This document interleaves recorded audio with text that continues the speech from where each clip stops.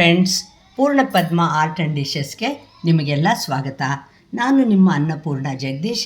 ಇವತ್ತಿನ ದಿವಸ ಕಟ್ಸಾರು ಅಂದರೆ ತೊಗರಿಬೇಳೆ ಕಟ್ಸಾರು ಅಂತ ಮಾಡಿ ತೋರಿಸ್ತಾ ಇದ್ದೀನಿ.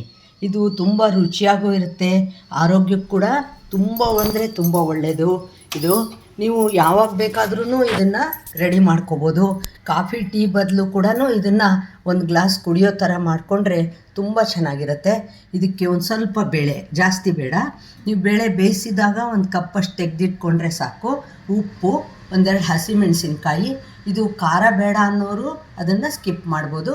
ಅರಿಶಿನ ಮತ್ತು ನಿಂಬೆಹಣ್ಣು ಬೇಕೇ ಬೇಕು. ಇದಕ್ಕೆ ಒಂಚೂರು ಒಂದು ಸಣ್ಣ ತುಂಡು ಶುಂಠಿ, ಮೆಣಸು ಪುಡಿ, ಜೀರಿಗೆ, ಕರಿಬೇವಿನ ಸೊಪ್ಪು.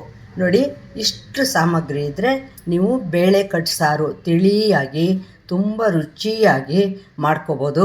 ಊಟಕ್ಕೆ ಮೊದಲು ಕೂಡ ಇದನ್ನು ಒಂದು ಗ್ಲಾಸ್ ಕುಡಿದ್ರೆ ಒಳ್ಳೆ ಅಪೆಟೈಸರ್ ಕೂಡ ಇದು, ಜೀರ್ಣಕಾರಿ. ನೋಡಿ, ಇದನ್ನು ಮಾಡೋದು ಕೂಡ ಏನೂ ಕಷ್ಟ ಇಲ್ಲ. ನಾನು ಶುಂಠಿನ ಸಣ್ಣಕ್ಕೆ ಪೀಸ್ ಮಾಡಿಕೊಂಡು ಶುಂಠಿ ಮತ್ತು ಮೆಣಸು ಪುಡಿ, ಜೀರಿಗೆ ಇದೆಲ್ಲ ಕೂಡ ಕಟ್ಸಾರು ಇದೆಯಲ್ಲ ಮಿಕ್ಸರ್ ಜಾರ್ಗೆ ಆ ಬೇಳೆ ಕಟ್ಟು ಎಲ್ಲ ಹಾಕ್ಕೊಂಡು ಒಂದು ಸಲ ತಿರುಗಿಸ್ಕೊಂಡು ಬಿಡ್ತೀನಿ.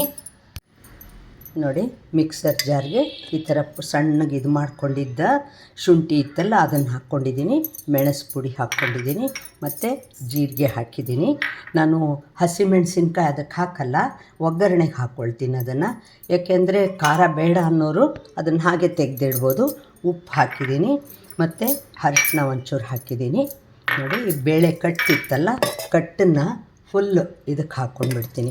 ಇದು ಆದಷ್ಟು ನುಣ್ಣಗೆ ಮೊದಲೇ ಬೆಂದಿರುತ್ತೆ, ನುಣ್ಣಗೆ ನೀವು ಅದನ್ನು ಗ್ರೈಂಡ್ ಮಾಡ್ಕೊಳ್ಳಿ. ನೋಡಿ, ಇದಕ್ಕೆ ನಾನು ತುಪ್ಪದ ಒಗ್ಗರಣೆ ಇಟ್ಟಿದ್ದೀನಿ. ನೀವು ಅಷ್ಟೇ ತುಪ್ಪ ಒಗ್ಗರಣೆ ಮಾಡೋದ್ರಿಂದ ಇದ್ರ ರುಚಿ ಜಾಸ್ತಿ ಆಗುತ್ತೆ. ನೋಡಿ, ಇವಾಗ ಕಾಯ್ತಾ ಇದೆ ಅಲ್ವಾ, ತುಪ್ಪ ಕಾದಾಗ ನಾನು ಸಾಸಿವೆ ಹಾಕಿದ್ದೀನಿ. ಸಾಸಿವೆ ಇದಾಗ್ತಾ ಇದೆ ಅನ್ನೋವಾಗ ಒಂಚೂರು ಇಂಗು, ನಾನು ಸ್ವಲ್ಪ ಹೋಟೆಲ್ ಸ್ಪೆಷಲ್ ಇಂಗು ಬಳಸ್ತೀನಿ, ಅದೊಂದು ಸ್ವಲ್ಪ ಇಂಗು ಹಾಕಿದ್ದೀನಿ. ಒಳ್ಳೆ ಸುವಾಸನೆ ಬರುತ್ತೆ ಅದರಿಂದ. ನೋಡಿ, ಹಾಕಿಬಿಟ್ಟು ಇದು ಚಿಟ್ಚಿಟ ಅಂತ ಇದೆ ಅಲ್ವಾ, ಆವಾಗ ಈ ಮೆಣಸಿನ್ಕಾಯಿ ಇಟ್ಕೊಂಡಿದ್ನಲ್ಲ ಅದನ್ನು ಹಾಕಿದ್ದೀನಿ. ನೋಡಿ, ಇಲ್ಲಿ ಒಂದು ಅರ್ಧ ಸ್ಪೂನು, 1.5 ಸ್ಪೂನಷ್ಟು ಹಾಲು, ನೀವು ಎಷ್ಟು ಬೇಕಾದ್ರೂ ಹಾಕ್ಬೋದು. ಇದು ಲಾಸ್ಟಲ್ಲಿ ಕುದಿಯೋವಾಗ ಇದು ಹಾಕಿಬಿಟ್ಟು ಆಮೇಲೆ ನಿಂಬೆ ರಸ ಲಾಸ್ಟಲ್ಲಿ ಹಾಕಿ, ಇದರಿಂದ ಇದರ ರುಚಿ ತುಂಬ ಜಾಸ್ತಿ ಆಗುತ್ತೆ ಹಾಲು ಹಾಕೋದ್ರಿಂದ. ಮತ್ತು ವಯಸ್ಸಾದವ್ರಿಗೆ, ಮಕ್ಕಳಿಗೆ ಎಲ್ಲ ಕೂಡ ಇದು ತುಂಬಾ ಒಳ್ಳೆಯದು. ಅಂದರೆ ಒಂದು ಒಳ್ಳೆ ಅಪೆಟೈಸರ್ ಅಂತಲೇ ಕರಿಬೋದು ಇದನ್ನು.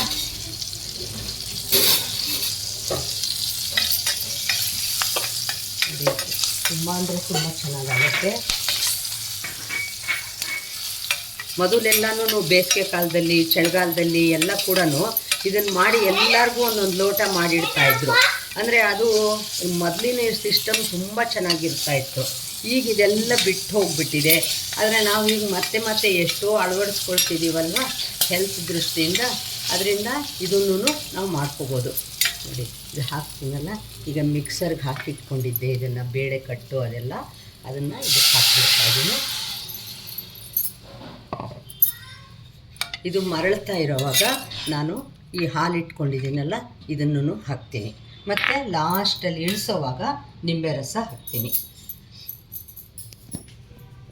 ನೋಡಿ, ಹೀಗೆ ಕುದೀತಾ ಇರೋವಾಗ ಈ ಹಾಲು ಇಟ್ಕೊಂಡಿದ್ನಲ್ಲ 1 ಸ್ಪೂನ್ನಷ್ಟು ಇದು ಹಾಕೋದ್ರಿಂದ ಇದಕ್ಕೊಂಥರ ರುಚಿನೂ ತುಂಬ ಚೆನ್ನಾಗಿರುತ್ತೆ. ಮತ್ತು ಇದು ಕುಡಿಯೋರ್ಗು ಕೂಡ ಒಳ್ಳೆ ಖುಷಿ ಕೊಡುತ್ತೆ. ನೋಡಿ, ಇದು ಮರಳ್ತಾ ಇದೆ ಅಲ್ವಾ, ಇವಾಗ ನಾನು ಇದನ್ನು ಇಳಿಸಿಟ್ಕೊಂಡ್ಬಿಡ್ತೀನಿ. ಇಟ್ಕೊಂಡು ಇದಕ್ಕೆ ನೀವು ನಿಂಬೆ ರಸ ಎಷ್ಟು ಬೇಕೋ ಅಷ್ಟು ನೀವು ಇದಕ್ಕೆ ಸೇರಿಸ್ಕೋಬೋದು. ಇದನ್ನು ಈ ಥರ ನೀರಾಗೆ ಮಾಡ್ಕೋಬೇಕು. ಚಳಿಗಾಲದಲ್ಲಂತೂ ಇದು ತುಂಬ ಅಂದರೆ ತುಂಬ ಒಳ್ಳೆಯದು, ದೇಹಕ್ಕೂ ಒಳ್ಳೆಯದು ಮತ್ತು ಕುಡಿಯೋರಿಗೆ ಕೂಡ ತುಂಬ ರುಚಿಯಾಗೂ ಇರುತ್ತೆ. ಅದರಿಂದ ನೋಡಿ, ಹೀಗೆ ಮಾಡಿ ನೀವು ಯಾರಾದರೂ ಗೆಸ್ಟ್ ಬಂದಾಗ ಈ ಥರ ಒಂದೊಂದು ಗ್ಲಾಸ್ ಕೊಡೋದ್ರಿಂದ, ಕಾಫಿ ಟೀ ಕುಡಿದ್ರೆ ಒಳ್ಳೆಯದಲ್ಲ ಅಂತ ಹೇಳ್ತಾ ಇರ್ತಾರಲ್ಲ ಅಂಥವ್ರಿಗೆ ಇದು ಭಾಳನೇ ಚೆನ್ನಾಗಿರುತ್ತೆ. ಮತ್ತು ಅವರು ಇದನ್ನು ಕುಡಿದು ನೋಡಿದಾಗ ಅವರು ಮನೇಲಿ ಮಾಡ್ಕೊಳ್ತಾರೆ. ನೋಡಿ, ಎಷ್ಟು ಚೆನ್ನಾಗಿದೆ ಅಂತ ನಿಮಗೆ ಗೊತ್ತಾಗುತ್ತೆ. ನೋಡಿ, ಇದು ಒಂದು ಒಳ್ಳೆ ಕಲರ್ಫುಲ್ಲಾಗೂ ಇರುತ್ತೆ. ನಾನು ಕುಡಿತಾ ಇದ್ದೀನಲ್ವ, ಅದರಿಂದ ನನಗಿದ್ರ ರುಚಿ ಗೊತ್ತು.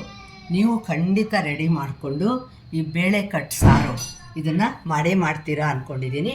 ಇದು ನೀವು ತೊಗರಿಬೇಳೆಯಲ್ಲೇ ಅಲ್ಲ, ನೀವು ಹೆಸರು ಬೇಳೆಯಲ್ಲಿ ಕೂಡ ಇದೇ ಥರ ಮಾಡಿ, ಅದು ಇನ್ನೂ ರುಚಿಯಾಗಿರುತ್ತೆ. ಹೆಸರು ಬೇಳೆಯಲ್ಲಿ ಮಾಡೋದು ವಯಸ್ಸಾದವ್ರಿಗಂತೂ ಇದು ಒಂಥರ ಮಾಡಿಸಿದ ಪಾನೀಯ ಅಂತ ಹೇಳ್ಬೋದು.